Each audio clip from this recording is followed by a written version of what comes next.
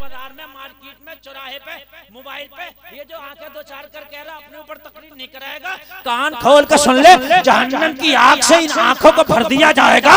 अगर कोई बेपर्दा बेशरम जा रही है, जाने दे, वो उसका काम है, तू अपनी निगाहों को झुका ले, ये तेरा काम है। ऐसे नहीं जंगें जीती हैं सहाबा ने, खाली तलवार चला के ना, उन्होंने नजरों से भी जंगें जीती हैं, खाली तलवार से जंग नहीं जीती गई। हजरत खालिद इब्न वलीद को जब ईसाई किसी मैदान में ना पछाड़ पाए, खालिद इब्न वलीद उस मर्द मुजाहिद का नाम है। मैं तारीख इस्लाम सब अपनी जगह सितारे हैं, लेकिन खुदा की कसम खालिद इब्न वलीद का मैं खुद बहुत बड़ा फैन। खालिद इब्न वलीद वो शख्सियत है जिसको अल्लाह के रसूल ने सैफुल्लाह का लक़ब दिया था, जिन्होंने एक जंग में 8 तलवारों को तोड़ दिया था अपने बाजुओं की कुव्वत से। क्या बात है, वाह वाह वाह, बहुत बड़ा फैन। मेरी तो तमन्ना है कभी उनके मज़ार पे जाकर पूरा कुरान पढ़ के आऊंगा। अगर तारीख़ इस्लाम में खालिद इब्न वलीद को पढ़ लिया और तुम्हारा रोंगटा खड़ा ना हुआ ना, तो खुदा की कसम खा के कहता हूँ जो चाहो मुझसे इनाम ले लेना, अगर रोंगटा ना खड़ा हो जाए। खालिद इब्न वलीद उस बहादुर शख्स का नाम है, मैदान जंग में आके ऐलान कर दिया करते थे, आओ किसी अपने बच्चों को यतीम करना है, आओ किसी अपनी बीवी को बेवा करना है, आज तुम्हारा मुकाबला खालिद इब्न वलीद से है। क्या बात है, वाह वाह वाह, जिसने 54 साल की उम्र में, तुम्हारी सांस फूल जाती है 54 साल की उम्र में, तुम्हें दिखना कम हो जाता है 54 साल की उम्र में ना, तुम्हारे फेफड़े गुर्दे कम काम करने लगते हैं 54 साल की उम्र में ना। खालिद इब्न वलीद एक जंग में गए, लोगों इधर ईसाइयों का पड़ाव है, इधर मुसलमानों का पड़ाव है। रात को हजरत खालिद इब्न वलीद के पड़ाव में से लोगों अजानों की और नमाजों की आवाज आ रही है, उधर से जो उनका सबसे बड़ा पहलवान था वो टहलता हुआ दहाड़ता हुआ आया। खालिद इब्न वलीद को टारगेट बनाना था, सोचने लगा कल को मैदान जंग में क्या खालिद इब्न वलीद से मुकाबला करूं, रात में खेमे में घुस के क्यों ना खालिद इब्न वलीद का मर्डर कर दूं। कौन सुबह का मौका इंतजार करेगा। सबसे बड़ा पहलवान आया, मुसलमानों के खेमे के करीब आया तो एक शख्स टहल रहा था, सर पे इमामा, चेहरे पे दाढ़ी। कहने लगा कौन हो? मुसलमान। कहने लगा तुम्हारे सिपह सलार का नाम खालिद इब्न वलीद? हाँ। कहने लगा मेरा मुझे उसका खेमा बताओ कहाँ है। इसने कहा तेरा दिमाग खराब है, खालिद इब्न वलीद का खेमा लोग दिन में पूछने से डरते हैं, तू रात में पूछ रहा। कहने लगा बता बता, वो दिन में मुकाबला करूंगा, जंग में जाऊंगा, मेरे पास इतना टाइम नहीं, इतना इंतजार नहीं, मैं बड़ा बेकरार हूँ। मुझे ये मेरी कौम वालों ने कहा है कि अगर तूने खालिद इब्न वलीद का मर्डर कर दिया तो तुझे मुंह मांगा इनाम देंगे, लिहाजा मैं अभी मर्डर करके इनाम लेना चाहता हूँ, अभी उनसे मुकाबला करना चाहता हूँ, खेमा बता, अभी जाके घुस के मारूंगा। उसने कहा तेरा दिमाग खराब है, तेरा सर तेरे धड़ पे भारी लग रहा तुझे, तू अपने बच्चों को क्यों यतीम कराना चाहता है? ये जलाल में आ गया। और ये ऐसा पहलवान था कि इसका मुकाबला नहीं रखता था, वाकई बहुत नामी गिरामी पहलवान था ये, इसका कोई मध्य मुकाबिल ही नहीं था, पूरे शाम और इराक में इसका कोई मध्य मुकाबिल नहीं। गरजने लगा, कहने लगा तुझे अपनी जान अच्छी लगती है कि खालिद का खेमा बताएगा? इतना कहा तो ये सीना तान के बोला खालिद खेमे में नहीं रहता। तवज्जो तवज्जो तवज्जो, खालिद खेमे में नहीं रहता। बोलने लगा तो फिर क्या बात है, उसके चारों तरफ सिक्योरिटी लगी हुई होगी, मुझे पता है वो सिपा सलारे आदम है, चारों तरफ से सिपाहियों का हिफाजती दस्ता लगा होगा। कहने लगा खालिद की कोई हिफाजत नहीं करता, खालिद सबकी हिफाजत करता है। तो कहने लगा कहाँ है खालिद इब्न वलीद? कहा जो तेरे सामने खड़ा है यही है खालिद इब्न वलीद।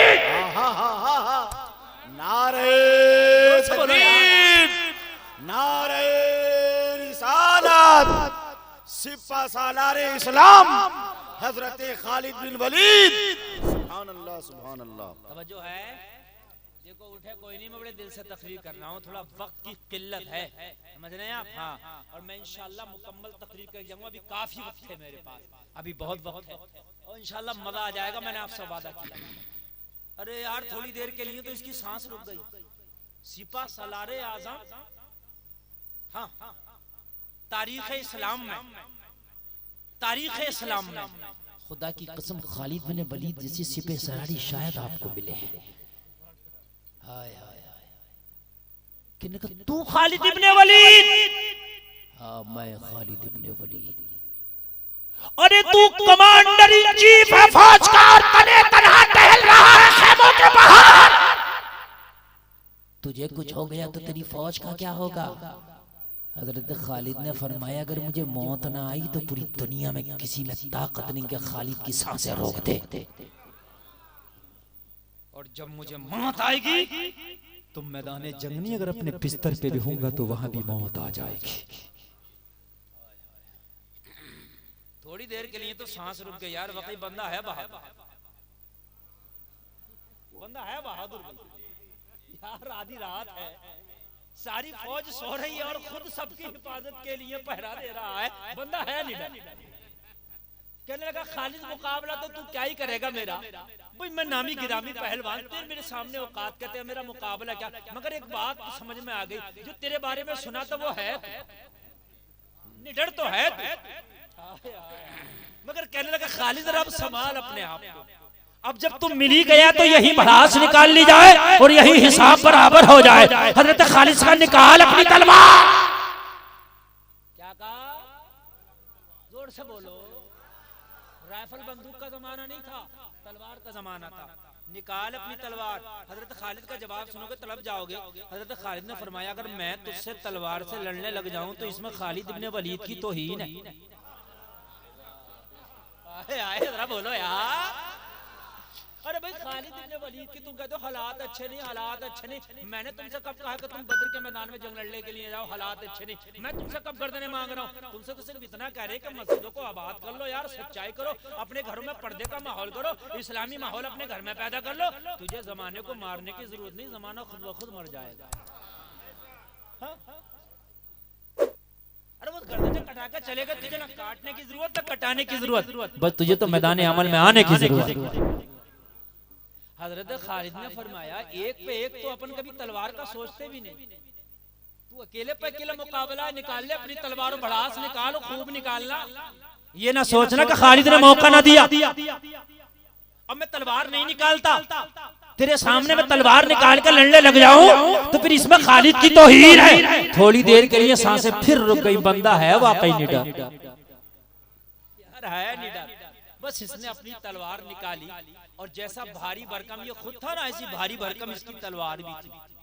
समझ रहे हैं आप कि नहीं समझ रहे? भारी भरकम इसने इधर से वार किया, उधर से किया। हजरत खालिद की 54 साल की फुर्ती का आलम ये था, जिधर से वार करता उधर से बिजली की तरह अपने आप को बचा लेता, जिधर से वार करता उधर से बिजली की तरह बचा लेते। और एक बात मैं आज आपको और बता दूं, तारीख इस्लाम में ये चीजें शायद मिलती हूँ जो मैं आपको बता रहा हूँ कि मैं बहुत बड़ा फैन हूँ।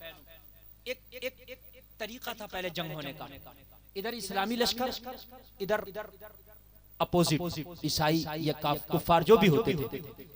पहले एक पे एक जंग होती थी। आपने करबला की जंग में भी सुना होगा कि हजरत अली अकबर आए, फिर उसके सामने ये आया हजरत इमाम कासिम आए, है कि नहीं? उनके मुकाबले में फलाया फलाया एक पे एक होती थी। उधर से भेजो कौन बहादुर है, इधर से भेजो कौन बहादुर है। तो जो एक बहादुर होता था एक पे एक जंग होती थी, फिर जो भी मर जाए फिर दोबारा एक एक करके आते। कुछ देर तक जंग का सिलसिला ऐसे ही चलता था।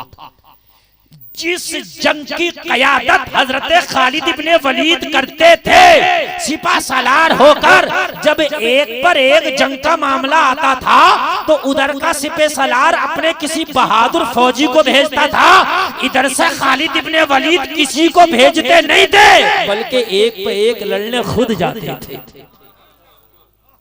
जिंदाबाद जिंदाबाद। जाएगा यार सिपा सालार आजम कौन जाएगा मुझे बताइए? सिपा सालार गया तो फौज गई, जिसका कायद नहीं तो क़यादत कौन करेगा? खुद जाते थे। कितनी बार ऐसा मैंने पढ़ा। कान खोल कर सुन, चारों तरफ से तलवार का वार किया, वार करते करते थक गया। आखिरी बार पूरी ताकत से जोर लगा के किया कि हजरत खालिद की गर्दन साफ कर दूंगा।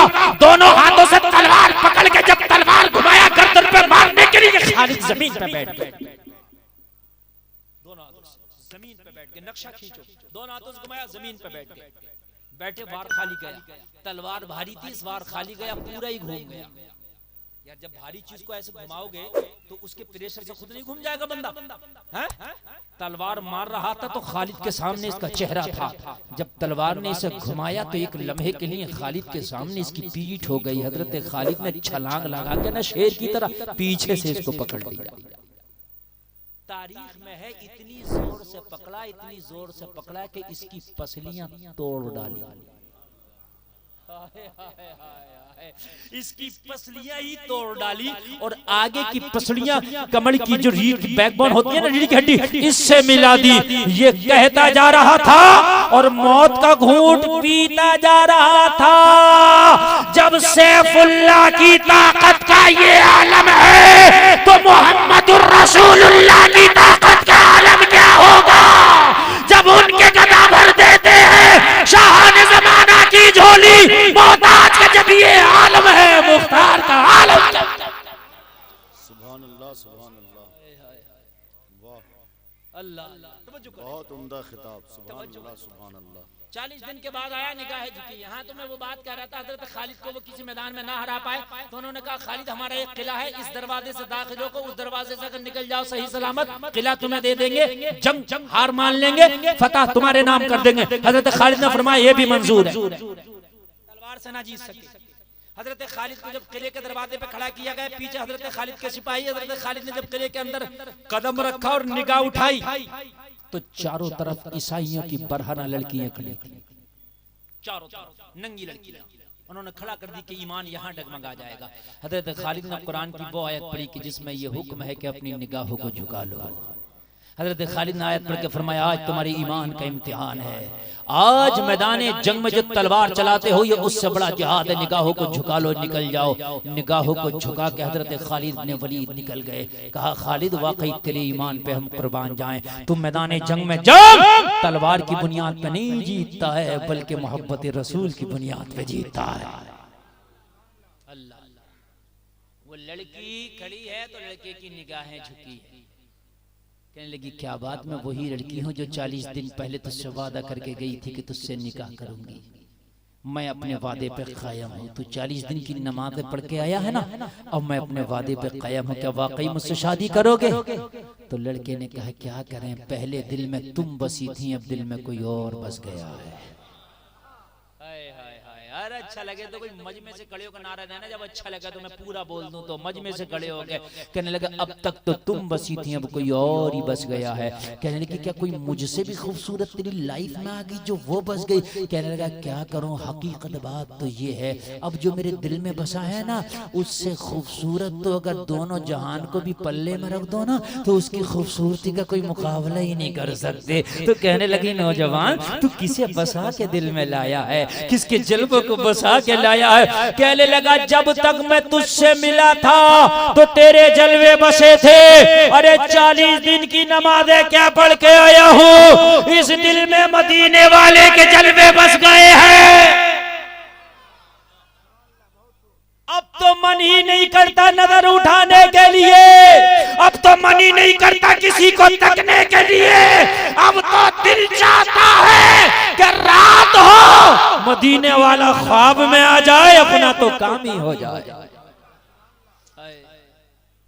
नबी से सच्ची मोहब्बत कर लो, ये सच्ची मोहब्बत तुझे जन्नत ले जाएगी। कहने लगी वाकई, कहने लगा वाकई मैंने नमाजें क्या पढ़ी, दिल की दुनिया ही बदल गई, ख्वाहिशें बदल गई, आरज़ुएं बदल गई, दुनिया की तमा खत्म हो गई। लड़की ने जवाब दिया ओ नौजवान वाकई मैं रश करती हूँ आज तेरे ईमान पर, मैं रश करती हूँ वाकई आज तेरे तक़वे पर। आज तूने अपनी दिल में इतनी मोहब्बत रसूल बसा ली कि किधर को देखना गवारा नहीं। कहने लगी तू आज दुआ कर और दुआ में जो आज तू मांगेगा तुझे मिल जाएगा, इसलिए कि तू सच्ची तौबा करके आया है। रब की रहमत तेरे ऊपर झमाझम बरस रही है। और नौजवान मांग ले, जो मांगेगा तुझे मिल जाएगा, जो मांगेगा तुझे अता कर दिया जाएगा। ओ लोगों जरा गौर करो, नौजवान ने मांगा, फिर भी मांगा तो क्या मांगा, अब भी मांगा तो किसी दुनिया को नहीं मांगा, दुनिया का माल नहीं मांगा, दुनिया का हुस्न नहीं मांगा। लोगों हाथ उठाए मांगना शुरू कर दिया, झूमता जा रहा था, वो मांगता जा रहा था। वो मांगा तो क्या मांगा, बेदम शाह वारसी इसके मांगने को अपने अंदाज में बयान करते हैं। बेदम शाह वारसी बयान करते हैं ये मदीने का नौजवान झूमता जा रहा था, मांगता जा रहा था, बेदम शाबाशी इसकी दुआओं का तर्जमा कर रहे हैं, यूं झूम झूम के कह रहा था, इतना तू करम करना ये चश्मे करीमाना, जब जान लबों पर हो तुम सामने आ जाना, दुनिया में मुझे तुमने जब अपना बनाया है, महशर में भी कह देना ये है मेरा दीवाना। सुभान अल्लाह, सुभान अल्लाह, सुभान अल्लाह। नारे तकबीर, नारे रिसालत, मसलके आला हजरत हजरत अल्लामा मुफ्ती गुलफाम रजा साहब किबला, इश्क मोहब्बत, इश्क मोहब्बत, फैजान ख्वाजा गरीब नवाज, उर्से ख्वाजा गरीब नवाज, अंजुमन रजाए मुस्तफा। अल्लाह आपको सलामत रखे। आप बहुत अच्छा सुन रहे हैं, मुझे उम्मीद नहीं थी, मेरी उम्मीद से बढ़कर आप सुन रहे हैं। रात का 2 से ऊपर चला है, आपकी समातों में कहीं से भी कमजोरी नहीं महसूस हो रही है। जरा सुन ले थोड़ी देर और दिल खोल के। वामिलुस सालिहात, ईमान लाने के बाद ये अमल भी करना जरूरी है जिनके बारे में मैंने तुझे बता दिया है। नेक अमल है ना, सामने नेक ना मान, बल्कि दुनियादार कोई ना देख रहा हो तब भी तेरे दिल में नेकी की एक उम्मीद हो, कोई देखे या ना देखे परवरदिगार देख रहा है। ठीक है मेरे भाई, वामिलुस सालिहात। तीसरा काम कुरान ने बताया, व तवासौ बिल हक, हुकूक की अदायगी, हुकूक की तलकीन करना, हक को पहचानना। तू नमाज 5 टाइम की पढ़, लेकिन अपने पड़ोसी का हक मारता है, अपने भाई का हक मारता है, अपने बीवी बच्चों का हक मारता है। मेरे भाई कान खोल के सुन ले, अगर पूरी जिंदगी में हर साल भी हज करता रहा, लोगों के हक मार के गया, तो ये हज तुझे जन्नत ना दिला सकेंगे। इसलिए कि हक का अदा करना भी जरूरी है। हुजूर जुनैद बगदादी से किसी ने पूछा, हुजूर ईमान किसे कहते हैं? आपने फरमाया अदब का नाम ईमान है। फरमाया हुजूर अदब किसे कहते हैं? कहा हुकूक की अदायगी का नाम अदब है। मेरे भाई, हुकूक, बीवी का हुकूक, बच्चों का हुकूक, वालिदैन के हुकूक, पड़ोसियों के, रिश्तेदारों के, भाइयों के, बड़ों के, छोटों के, अपने सारे हुकूक अदा करने का नाम अदब। और जुनैद बगदादी फरमाते हैं अदब का नाम ईमान है। बात समझ रहे हैं भाई? मेरे नबी दुनिया में तशरीफ लाए, ऐलान नबूवत बाद में किया, कलमा बाद में पढ़ाया, हक की तलकीन पहले की। हजरत हलीमा फरमाती हैं कि जब मैं मोहम्मद अरबी को ले आई, कहां से? मक्का शरीफ से, पालने के लिए, तो मेरा एक बेटा और था जिसका नाम अब्दुल्ला था। जब मैं प्यारे नबी को दूध पिलाती तो एक पिस्तान का दूध पी लेते, दूसरे को मुंह ना लगाते। मैं बड़ी कोशिश करती कि दूसरा भी पी ले, मगर ना पीते, इसलिए कि नबी को पता था एक अब्दुल्ला नामी बेटा और है हलीमा का। जब दूध पीने वाले 2 हो गए तो एक पे मुझ मोहम्मद का हक है, एक पे मेरे भाई अब्दुल्ला का हक है।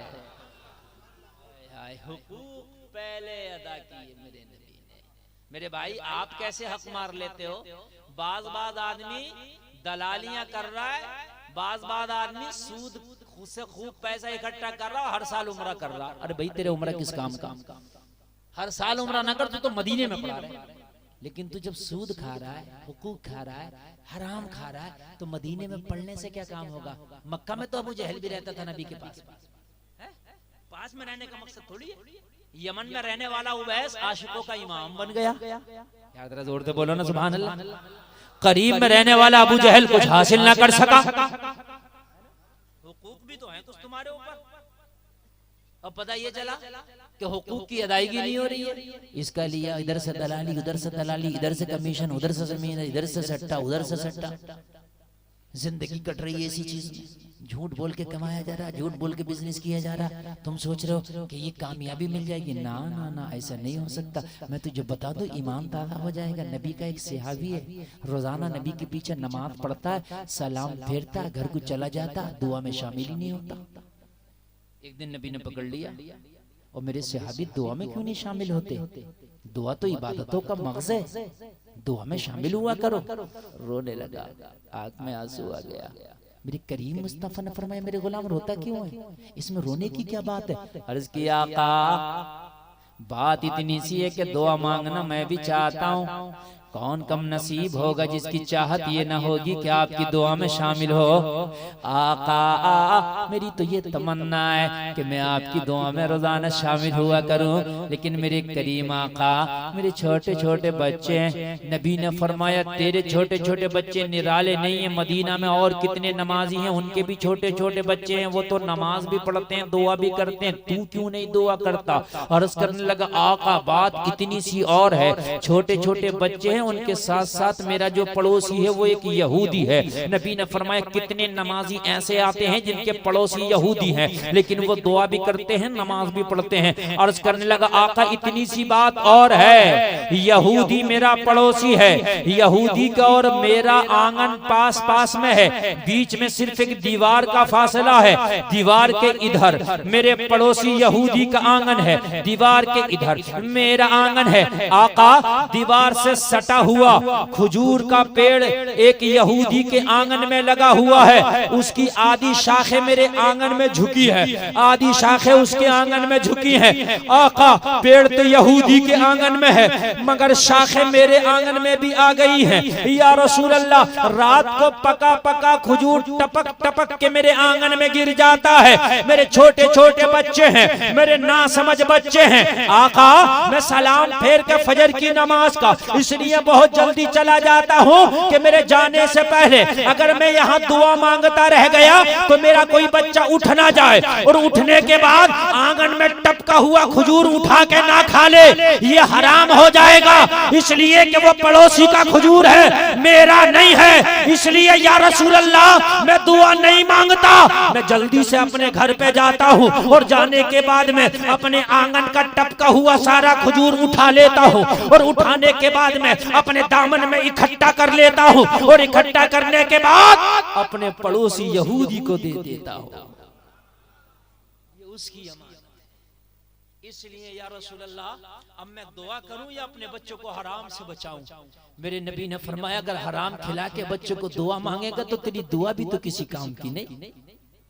बच्चे तुम्हारे हराम खा रहे, तुम हराम खा रहे हो और दुआ खूब करा रहे हो मुझ जैसे मौलवी से, मुफ्ती से, पीर से, इससे उससे। मेरे भाई जब तक हराम खाएगा तेरी दुआएं कहां से कबूल होंगी। अर्ज किया का बस इतनी सी बात है, हराम से बचाता हूं अपने बच्चों को, मेरे बच्चे छोटे छोटे उठ के खाना लें। आज का होता तो देता इकट्ठा करता, लड़ जाता, लड़ कहता आप ही मत जाइए इधर को उठाने के लिए, मैं तेरे घर तोड़ने नहीं गया हूं, खुदा के गिरी अपना पेड़ हटा ले। बाद में गलत नहीं कह रहा हूं भाइयों, बल्कि रात को जब पड़ोसी सो जाता तो ये हिला हिला के और गिरा लिया करता, हिला हिला के गिरा लिया करता। और अगर ये उससे कुछ कहता तो कहता मैं तेरे घर जा रहा हूं, क्या भाई हटा ले अपना पेड़। मैं बात हकीकत बता रहा हूं मेरे भाई। और कहते हैं हम मुसलमान हैं, दाढ़ी बहुत बड़ी रख ली है, टोपी है, ओ भाई मुसलमान है। और भाई मुसलमान तो है, ये तो देख ले गौसे आजम की 11वीं तो मनाता, मगर गौसे आजम के अब्बा ने बहता हुआ सेब खा लिया ना तो 12 साल तक बाग रखाया था उसके बदले में। गौसे आजम की 11वीं बाद में मनाना। पहले ये बता किसी का सिक्का तो नहीं है तेरे ऊपर, हराम तो नहीं खाता है किसी का तू। और मेरे भाई जब तुम्हारे किसी का इंतकाल हो जाया करे ना और जब उसको दफन कर दिया जाए करे तो उसकी कब्र के पास खड़े होकर एक ऐलान किया करो, अगर बाप मरा तो बेटा ऐलान करे, चाचा मरा तो भतीजा ऐलान करे, भाई मरा तो भाई ऐलान करे। और जनाजे में शरीक होने वालों, ये मेरा बाप इंतकाल कर गया, अगर इसके ऊपर किसी का कर्जा हो तो वो मुझसे आकर ले ले, मैं देनदार हूं, और ना ले सके तो दिल से माफ कर दे। इसलिए कि हुकूकुल इबाद बड़ा सख्त मसला, अल्लाह भी माफ नहीं करेगा। अगर मेरे इस बाप से किसी को तकलीफ पहुंची है तो वो मुझे तकलीफ पहुंचा दे इसके बदले, और ऐसा ना कर सके तो फिर मेरे बाप को दिल से माफ भी कर दे, माफी करा दिया। अल्लाह जरा गौर करना, जरा गौर करना, ईमान ताज़ा हो जाएगा। या रसूल अल्लाह मैं खजूर बीन बीन के दे देता हूँ। मेरे नबी ने पीठ पे हाथ रख के फरमाया तूने तो बड़ा अच्छा काम किया, वतवासौ बिल हक, हक को तूने पहचाना है। दामन पकड़ के मचल गया, आका जब बात आपने खुलवाई दी है तो फिर इस समस्या का समाधान भी कर दो। मैं चाहता हूं कि मैं दुआ भी मांगू, अपने बच्चों को हराम से भी बचाऊं। नबी ने फरमाया आए हो तो फिर समाधान भी लेके जाओ। नबी ने फरमाया उस यहूदी को बुला लाओ जिसका पेड़ है। मेरे नबी की बारगाह में उसको बुला के लाया गया, जिसका पेड़ था आ गया, आके खड़ा हो गया। नबी ने फरमाया हम तुम्हारे पेड़ के खरीदार हैं, क्या बेचोगे? कहा नहीं बेचेंगे, मूड नहीं था बेचने का। नबी ने फरमाया बेच दो, मुंह मांगी कीमत देंगे। अब जब कीमत मुंह मांगी मिले तो जाहिर सी बात है मुंह में पानी आ ही जाना। जब कीमत मुंह मांगी की बात हुई तो कहने लगा बेचना तो नहीं था, लेकिन कीमत मुंह मांगी देंगे तो बेचूंगा। तो जो है क्या करूंगा? बेचूंगा। नबी ने फरमाएगा बेचेगा तो कीमत बता। इसने कीमत बताया, मुंह मांगी कीमत जो बोला, मेरे करीम मुस्तफा ने इसकी मुंह मांगी कीमत को अदा कर दिया। अदा करके अपने गुलाम सहाबी से बोले मैंने पेड़ खरीद के तुझे मालिक बना दिया, चाहे खाया करना चाहे बेचा करना। बना दिया। जब से नबी ने पेड़ को खरीदा इसके फलों में 4 चांद लग गए। अब तक तो जो फल देता था, जिस दिन से नबी ने खरीदा उस दिन से फलों में और 4 चांद लग गए, फल ज्यादा देने लगे। फल देता जा रहा था और ऐलान करता जा रहा था ये दरख्त जब तक बिके न थे तो कोई पूछता न था, तुमने हमें खरीद के अनमोल कर दिया। अल्लाह अल्लाह। जब इतना देखा इसने तो इसके दिल में बेईमानी बस गई, यार ये दरख्त तो बड़ा फल देने लग गया, इतना पहले तो नहीं देता था अब ज्यादा देने लग गया। नियत खराब हुआ, बेईमानी करने लग गया। ओ भाई मेरी में खड़ा है ये, बात बदल गया। सहाबी टेंशन में, फिर नबी के पास, या रसूल अल्लाह वो तो बात बदल गया, या रसूल अल्लाह वो तो ज़बान फेरने लगा, आका वो तो बेईमानी पे आ गया। नबी ने फरमाया उसकी जबान बदलने से क्या होता है, मोहम्मद ने जो जबान दे दी है वो दे दी है। पेड़ तेरा है तो तेरा है। अर्ज की आका मेरा हाथ तेरा है तो तेरा है। नबी ने फरमाया मैंने कहा तेरा है, कहा आका उसके अंगना में खड़ा है। नबी ने फरमाया जा पेड़ के करीब जाके मेरा पैगाम दे देना कि मोहम्मद अरबी का हुक्म है इसके अंगना से चलो मोरे अंगना में आ जाओ। वाह वाह वाह वाह वाह वाह, जिंदाबाद जिंदाबाद। मेरा तकरीर का टाइम मुकम्मल हो गया, बस सुन लीजिए, बिल्कुल मुकम्मल हो गया और बिल्कुल गाड़ी भी मेरी राइट टाइम है और 1.25 घंटा मेरी तकरीर हो गई। मैंने 1 घंटा बोलना था मगर आपकी समात इतनी अच्छी हुई कि मैं अपने आप को रोक न सका, 1.25 घंटा बोल गया। शोएब रजा बनारसी को आप सुनेंगे, सुनिए, ये सहाबी रसूल, ये सहाबी था, सहाबी। वहाबी होता तो कहता पेड़ भी सुनते, कहता पेड़ भी सुनते, वो कैसे सुनेंगे, मगर ये सहाबी था। कहा वो पेड़ से कहना कि इसके अंगना से चलो मोरे अंगना में आ जाओ। सहाबी था, टीटीएस था, पहुंचा और उसके तने के करीब खड़ा हो गया जैसे किसी के कान में कोई बात करता है। यहूदी बोले क्या करना है, बोले थोड़ा सा काम है जरा यार, आखिरी बात मुलाकात करने। उसके बाद तुझसे जो हो वो कर लेना। अल्लाह अल्लाह बोले कर ले यार, अल्लाह अल्लाह अल्लाह अल्लाह। करीब आया, करीब आके जैसे किसी के कान में कोई कहता ना, उसके कान में आके कहने लगा मेरे नबी का हुक्म है, इसकी नीयत खराब हो गई, इसके अंगना से चलो और मेरे अंगना में आ जाओ। जब नबी का नाम सुना पेड़ हिलना शुरू हो गया, जमीन को चीरता हुआ, जलों को उखाड़ता हुआ इसके आंगन से चला, सहाबी के आंगन में आके खड़ा हो गया। सहाबी के आंगन में आके खड़ा हुआ, सहाबी पुकार पुकार के अपनी जबान में कह रहा था अस्साइलु मिनका ला यस्माउला, अस्साइलु मिनका ला यस्माउला। तो बरेली से आवाज आई, अरे कौन देता है, देने तो मुंह चाहिए, देने वाला है सच्चा